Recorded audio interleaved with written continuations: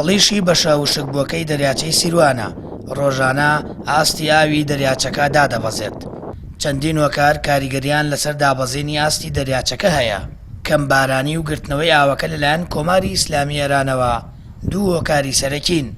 بەرپرسێکی ئیداری پارێزگاکەش دەڵێت پێویستە لەسەر ئاستی باڵای هەرێم و بەغدا گفتوگۆ لەگەڵ ئێران بکرێت بۆ چارەسەرکردنی و کێشە گەورەیە کە ڕاستەوخۆ پەیوەندی بە ژیانی خەڵکەوە هەیە. داوامان لە وەزارەتی کشت و کاڵیش کردووە لەگەڵ بەغدایش داوامان لێ کردوون کە پێویست بە دروستکردنی بەنداوێک یان ویرێک هەیە لە نزیکی تەنگی سێ محەمەد یا لە نزیکی پرۆژەکە بۆ ئەوەی کە ئەو ئاوەی کە پێویستە بۆ هەڵەبجە گل بدرێتەوە لەوێ.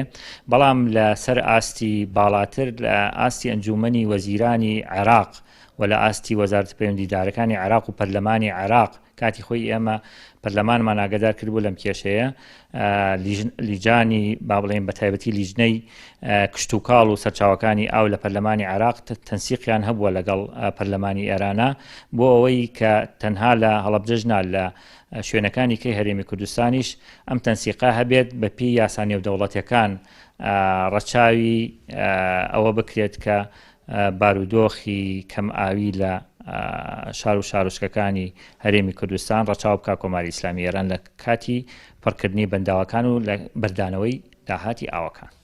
یەکێک لە سەرچاوەکانی ئاوی خواردنەوەی خەڵکی هەڵەبجە پرۆژەی استراتیجی ئاوی هەڵەبجەیە کە ئاوی خواردنەوە بۆ قەزای ناوەندی هەڵەبجە و چەند گەڕەکێک لە سەی سادق دابین دەکات. بە دابەزین و کەمبوونەوەی ئاوی دەریاچەی سیروان مەترسی ئاوی خواردنەوە دروست دەبێت بە تایبەت لە مانگەکانی 6 و 7 ئەمساڵ. سەرڕایەواش بەوەی وشکە ساڵی و کەمبوونەوەی ئاوی دەریاچەکە سەدان دووەنم زەوی چێنرا و بەگەنم و جۆ و زەوی کشت و کاڵی زیانی بەردەکەوێت.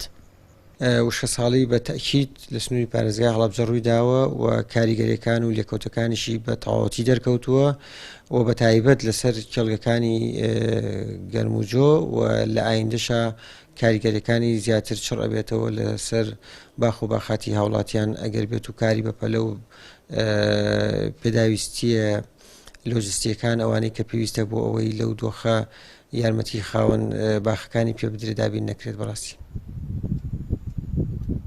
دابەزێنی ئاوی دەریاچەی سیروان کێشەیەکی نوێ نییە و بەرپرسانی هەرێم و بەغدا کەم تەرخەم من لە ئاست چارەسەرکردنی لەگەڵ وڵاتی ئێران.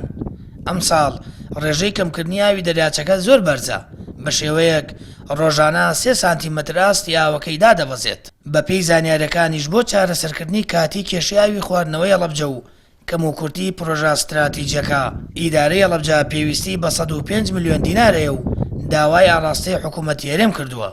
لە ئێستاشەوە نەبوونی ئاوی خواردنەوە ڕوبەڕووی چەند گەڕەکێکی هەڵەبجە بووەتەوە. سامان فەتاح کەناڵی ئاسمانی پەیام هەڵەبجە.